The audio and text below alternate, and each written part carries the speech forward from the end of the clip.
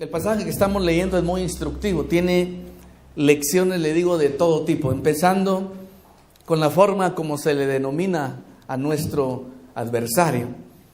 Usted sabe que el nombre de nuestro adversario es Satanás. Y Satanás, traducido de la voz hebrea de forma literal, significa adversario.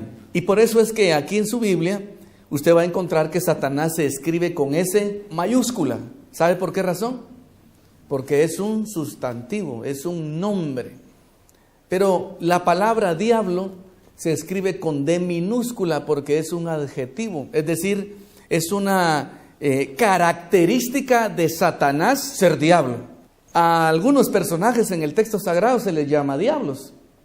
Uno de ellos es Judas. Don Judas dice era diablo, refiriéndose a una característica de la persona.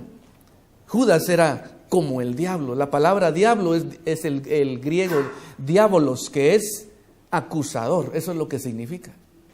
Entonces, lo que vemos aquí es que Jesús, dice la Escritura, llegó al desierto. El Espíritu lo llevó al desierto. Como ve usted, parte de la experiencia nuestra como cristianos, como siervos y como siervas de Dios, es conocer el desierto.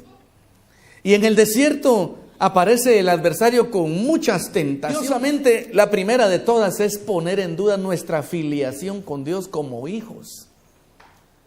No tenga usted pena, porque el enemigo va a venir constantemente, mayormente cuando hemos empezado a dar esos pasos de acercarnos al Señor.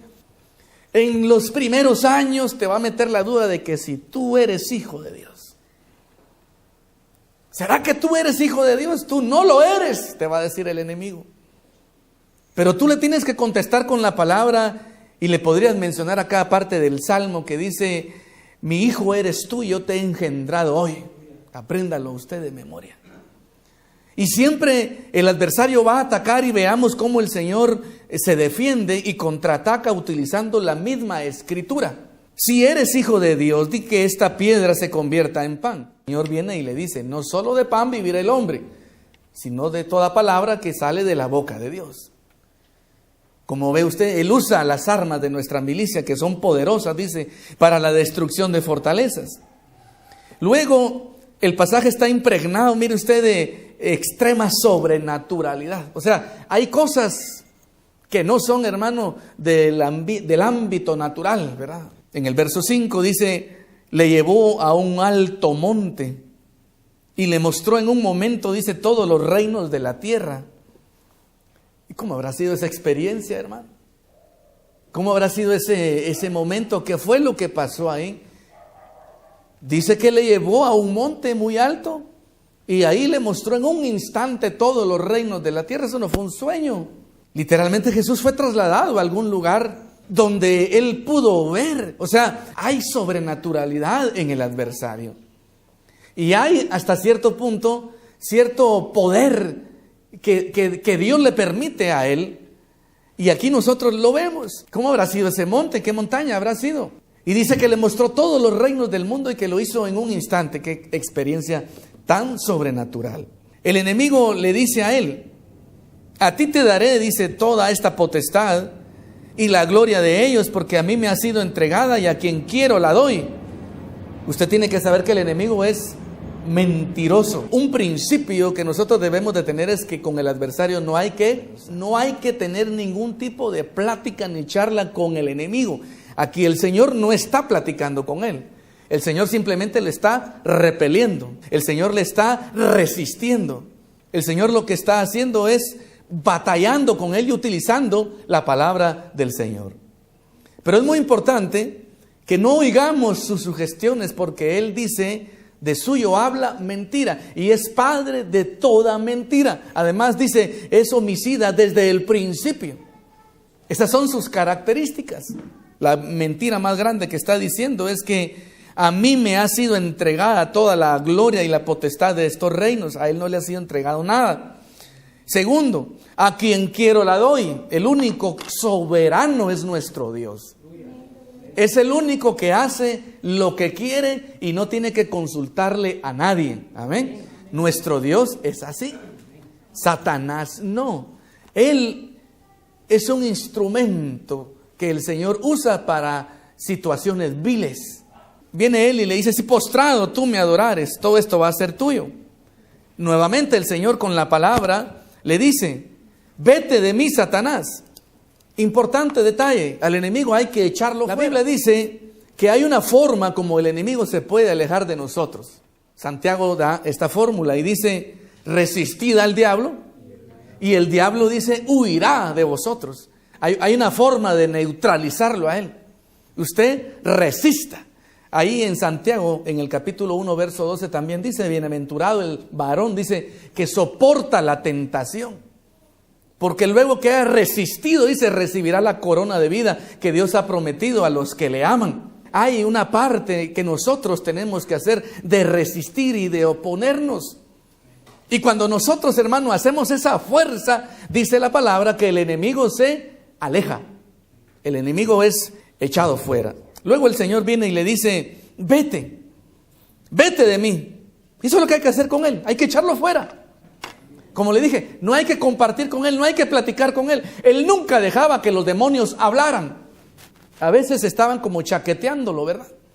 Y decían, este es el Hijo de Dios. ¡Cállate!, le decía el Señor. Igual una muchacha que tenía espíritu de adivinación iba detrás del apóstol Pablo y decía, estos hombres os enseñan el camino de salvación. Imagínese usted, una adivina endemoniada. Y entonces Pablo se voltea y le dice, silencio, cállate. Es decir, no hay que dejar que el enemigo hable, porque cuando habla, en medio de todos los conceptos que está diciendo, diga lo que diga, va el engaño y va la mentira. Es muy sutil, es muy hábil. Aquí en el pasaje empieza a recitar una parte del Salmo 91. Y le dice, lánzate del pináculo del templo, mira lo que dice, a sus ángeles mandará a hacer. Una pésima interpretación del pasaje. El pasaje no se refiere de que uno tiene que tirarse de un edificio y de que entonces uno no le va a pasar nada porque los ángeles van a pasar a recogerlo a uno. Haga la prueba. Nadie lo va a pasar recogiendo para que su pie no tropiece en piedra, ¿verdad? Usted ya sabe qué es lo que va a suceder, ¿verdad? Por la misma ley de la gravedad, usted se va a precipitar a tierra y va a sufrir las consecuencias, ¿verdad? El pasaje no se refiere a eso. Tiene otra interpretación. El enemigo es experto en decir cualquier cosa con el único fin, hermano amado, de confundir. Así es que usted cierre, como dice el pasaje, ¿verdad? Cierre su oído a la flauta del encantador. Eso es lo que hace la serpiente. Él le dijo a los discípulos, he aquí os envío, les dice, como ovejas en medio de lobos. Así es que ustedes van a ser prudentes como las serpientes y van a ser mansos como las palomas, ¿verdad? Esa prudencia de la serpiente es interesante porque, se lo he comentado en otros momentos, la serpiente tiene la facultad de cerrar su oído. Y el encantador va a darle ahí con la flauta, ¿verdad usted? Y a la serpiente no le pasa nada porque ella puede cerrar su oído. Yo les he preguntado a ustedes si alguien podrá hacer eso. Aquí nosotros humanamente. Mover las orejas tal vez podrá, ¿verdad? Pero cerrar el oído, eso sí no, ¿verdad? Eso sí no lo podemos hacer. Hay un momento en que uno abosteza de una forma abre demasiado la boca y ahí sí hay algo que apacha el nervio óptico, el nervio aquí del oído. El nervio auditivo, y se anula el sonido. A mí me ha pasado, ¿verdad? No sé si yo estoy enfermo de algo, pero sí, está uno abostezando mucho y se anula el sonido. Me ha pasado, ¿verdad? No sé por qué será, pero bueno, sí, espiritualmente sí lo podemos hacer, ¿verdad? Sí podemos evitar conversar con el adversario. El enemigo llegó en una ocasión a Jerusalén, lo sitió. Fue un sitio de años, hermano, y la nación estaba consumiéndose adentro. Recuérdese, nadie entra, nadie sale, ¿verdad? Y el enemigo está esperando que todo lo que está adentro se debilite para luego invadir y entrar. Y mientras intentaba eso, el ejército de los sirios enviaban personal para que hablara en judaico a los que estaban sobre el muro y cerca de los muros. Y iban a hablar, hermano, y los judíos adentro, oyendo todo lo que les decían los enviados del rey de Siria. Y todos los conceptos iban en contra, hermano, de lo que los profetas de Dios adentro de las murallas les estaban diciendo. Las palabras de los que hablaban en judaico eran Ni crean, ¿verdad?, que el rey Ezequías les está dando buen consejo para resistirse al gran rey Sennacherib, el rey de los sirios. Así como ha hecho el rey Sennacherib con las naciones vecinas, así también hará con ustedes. Y todo el propósito era amedrentar, atemorizar. No hay que permitirle al adversario hablar. A él lo que hay que hacer es echarlo fuera. El Señor aquí nos da una lección. ¿Qué se hace con él? Se le reprende con los argumentos los mejores, y los mejores son las palabras del Señor. Amén. Él hizo cita de versículos. En ningún momento el Señor utilizó otra expresión, otra frase. Pura Biblia. Por eso es importante, hermano, memorizar los versículos. Por eso es importante meter aquí en la cabeza, Colosenses 3:16 lo dice, que la palabra de Cristo mora en abundancia, dice, en vuestros corazones. No solamente el concepto, la interpretación, sino que también, hermano, alguna cita por ahí, apréndasela usted de memoria, ¿verdad? Cuando vengan los ataques del adversario, usted reprenda mencionando estos versículos, y al adversario, aquí la instrucción es que lo que hay que hacer es echarlo fuera. Las palabras del Señor, ¿cuáles fueron? Vete, vete. Ahora le quiero decir una cosa, esto de vete no está muchas veces el poder en el grito, ¿verdad? No está en el ademán que nosotros hagamos. Está, hermano, en algo que el Señor tenía. Dice que Él iba lleno del Espíritu Santo. Y como iba lleno del Espíritu Santo, hermano, había en el Señor cierta sabiduría, cierta templanza, cierta inteligencia que no es de este mundo. Y entonces, al pronunciar estas palabras, dice aquí, si usted me acompaña en el verso 8, vete, le dice, de mí, Satanás, porque escrito está, al Señor tu Dios adorarás y a Él solo servirás. El verso 13 me interesa mucho, dice, cuando el diablo hubo acabado toda tentación, se apartó de él por un tiempo. Este versículo es base porque nos indica de que el Señor fue tentado en todo, dice amén. Dice aquí, Él acabó con toda tentación. Todas ellas el Señor salió airoso, salió victorioso. Y Él conoce, hermano, las tentaciones a las cuales nosotros somos sometidos, por lo cual nosotros podemos acudir delante del Señor. ¿Cuál es tu debilidad? ¿Cuál es tu tentación? ¿Cuál es tu flaqueza? Ten por cierto que Jesús llevó también esa tentación y esa flaqueza y venció. Digan amén. Ahora me voy a concentrar en esta parte donde dice el Señor, le dice a Satanás, oiga, al Señor tu Dios adorarás y a Él solo servirás.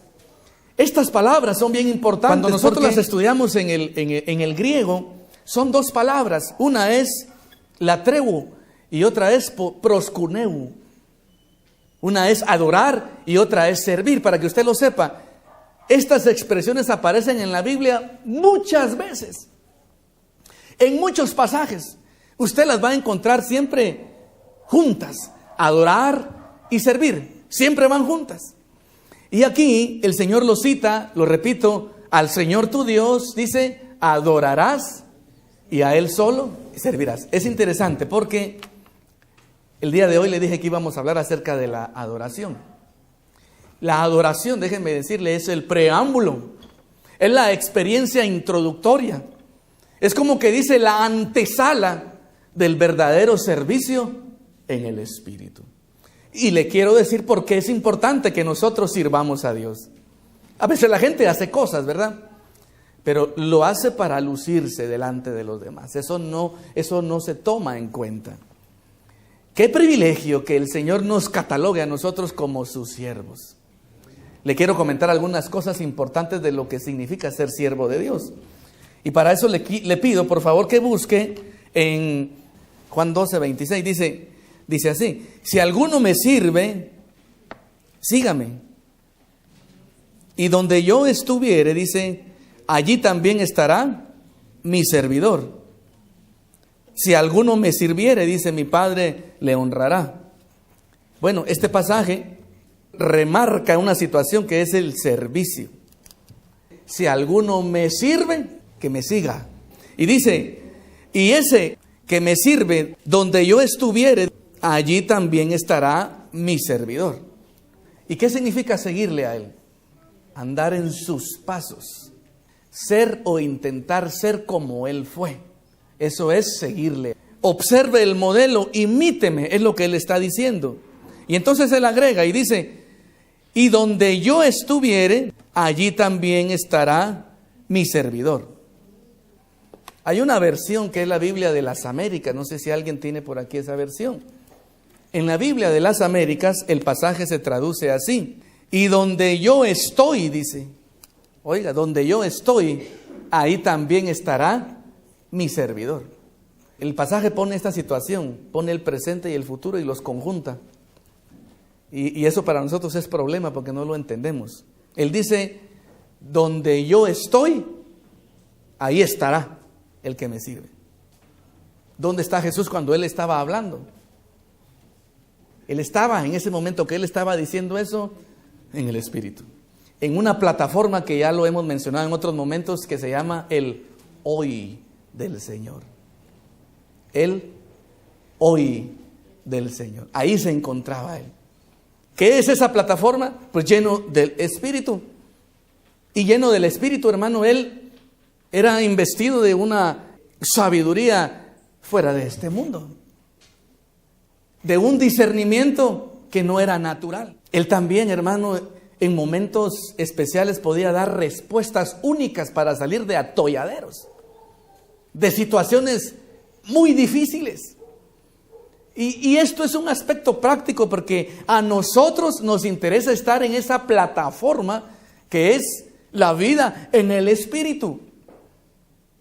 ¿No somos a veces exigidos nosotros, hermanos, para dar una respuesta adecuada, para dar un consejo cabal, para tomar una decisión la mejor de todas? Y estamos en las encrucijadas de los caminos sin saber para dónde agarrar. Pero cuando estamos en el Espíritu, óigame una cosa, esa sabiduría, hermano, viene sobre nosotros y nos indica y nos ayuda para salir adelante. Solo vea esta situación, los fariseos y los saduceos y toda esa gente sumamente suspicaz y de una inteligencia muy aguda, así eran los sacerdotes. No crea usted que era el grupo de gente menos privilegiada, no, hermano, para entrar al sacerdocio se necesitaba no solamente de ser de buena familia, de una posición social elevada, sino cumplir ciertos requerimientos físicos, académicos, intelectuales. Tenía que ser, hermano, de una apariencia agradable física, no podía ser enano, no podía ser con un estorbo en el ojo, no podía ser con testículo mayugado, dice la Biblia. No podía tener un defecto físico, si no, no entraba al sacerdocio. Luego, claridad de mente.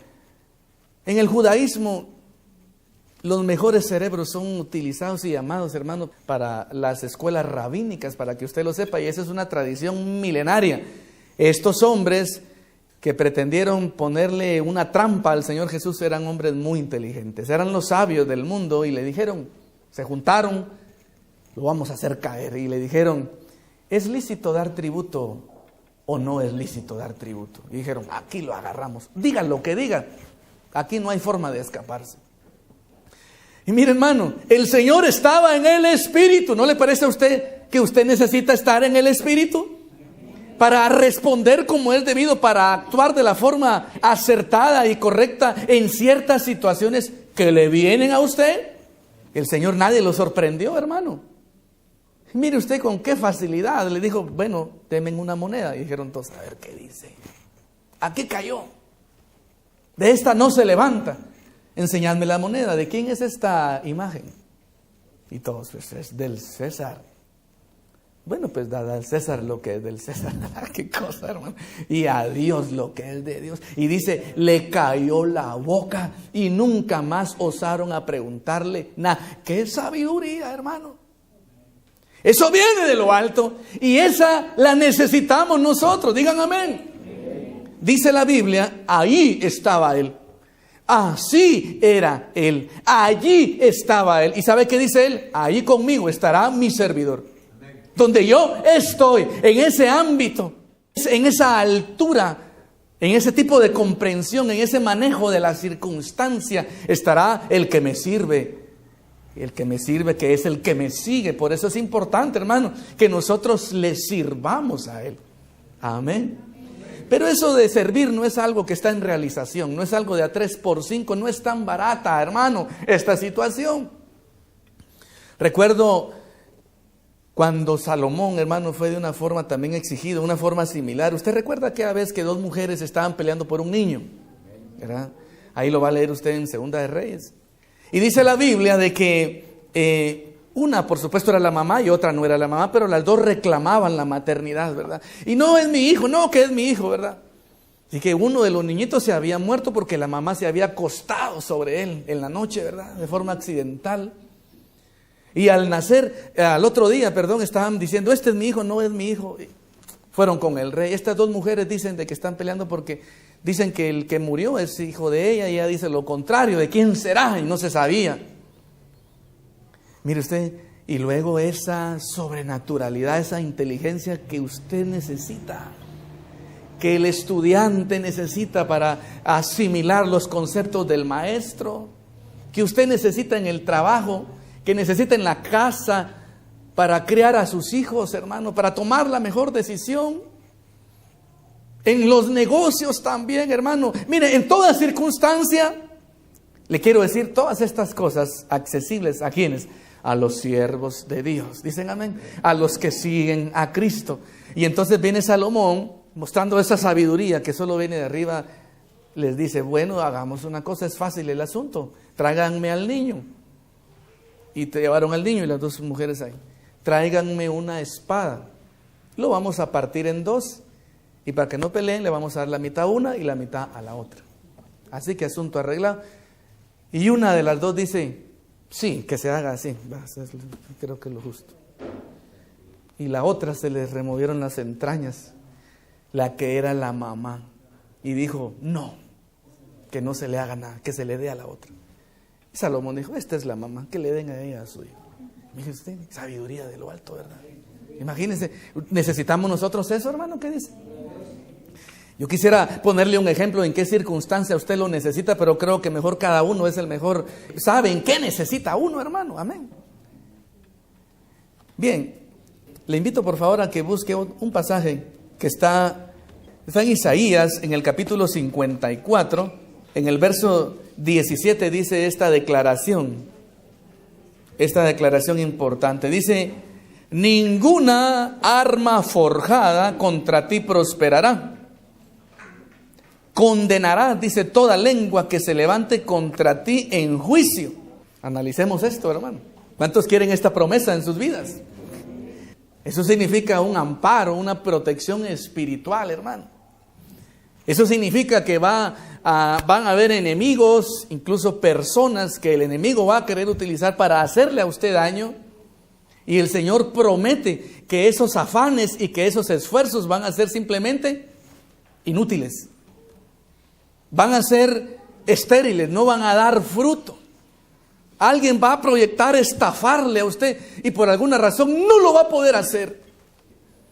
Alguien que está proyectando robarle, arrebatarle, quitarle, pero algo va a suceder y no lo va a poder hacer.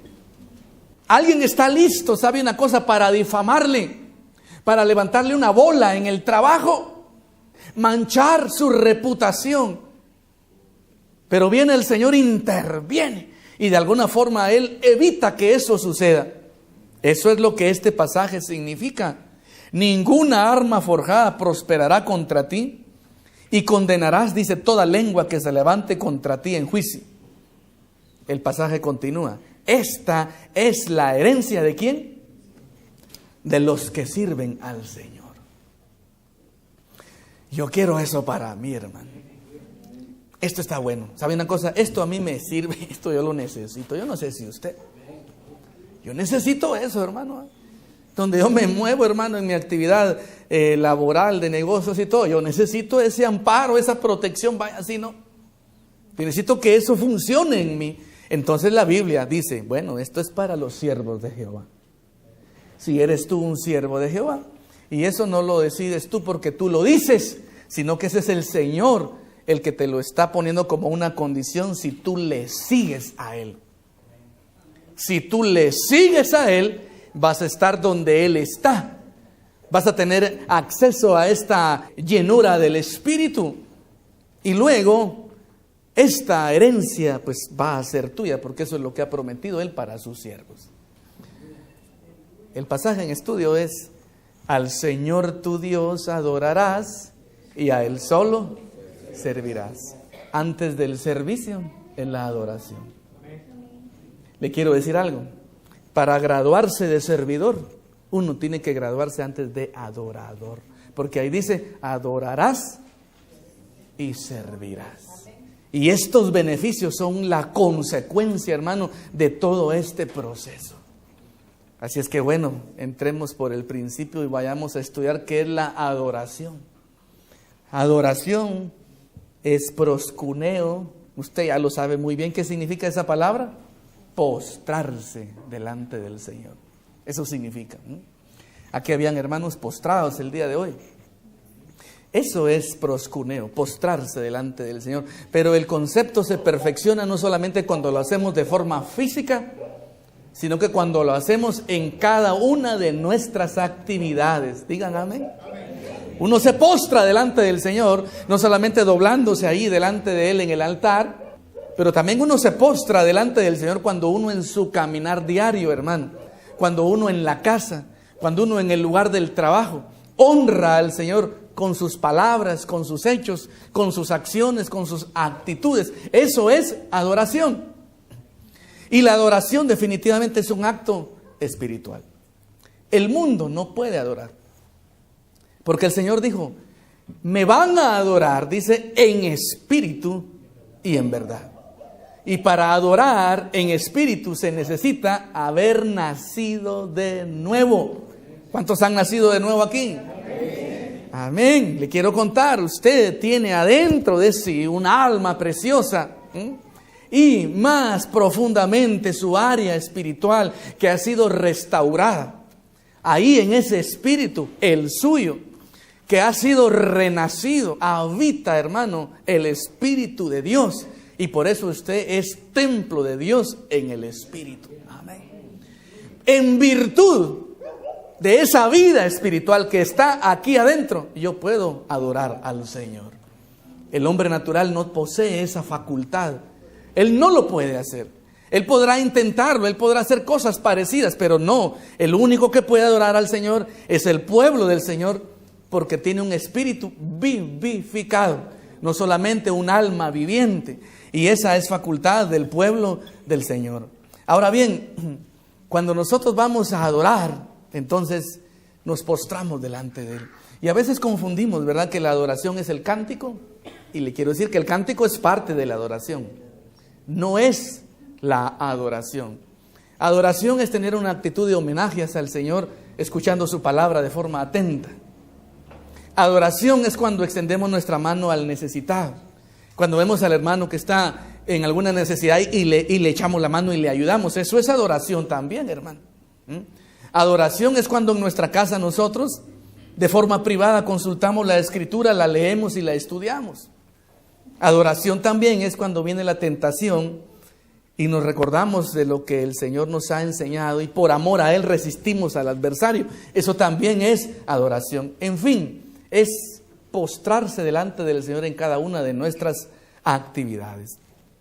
Bien, yo quisiera entonces ir terminando acá, buscando el Salmo 96, por favor. En el verso 7 dice así, dice: tributad a Jehová, oh familias de los pueblos, dad a Jehová la gloria y el poder, dad a Jehová la honra debida a su nombre, traed ofrendas y venid a sus atrios, como dice, adorad a Jehová en la hermosura de la santidad. Este mismo versículo está en el Salmo 29 también, en el verso 2. Una expresión muy simple, dice: adorad a Jehová en la hermosura de la santidad. ¿Verdad? Quisiera observar y señalar que no dice en la hermosura de su santidad, no dice así. Ese la gente viene y le cambia, ¿verdad? Lo pone así. No, es en la hermosura de la santidad. Y ahí nos está poniendo una condición. Que para adorarle a Él, tiene que haber ¿qué? Santidad. ¿Y qué es santidad? Proverbios lo dice, es apartarse del mal. Eso es santidad. La palabra santo es una voz griega que es aglios y significa literalmente apartado. Cuando yo digo que yo voy a santificarme para el Señor, a ser santo para el Señor, significa que me aparto para Él, me consagro para Él.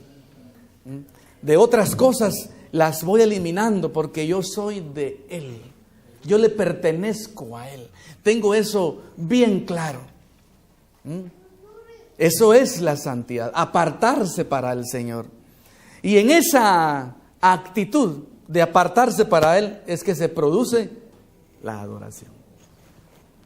Y luego que adoro, lo imito y le sigo y soy trasladado a esa esfera en la que Él se encuentra y entonces soy su servidor. Adorarás al Señor y a Él lo servirás. Amén. Bien, vamos a cerrar nuestros ojos un momento.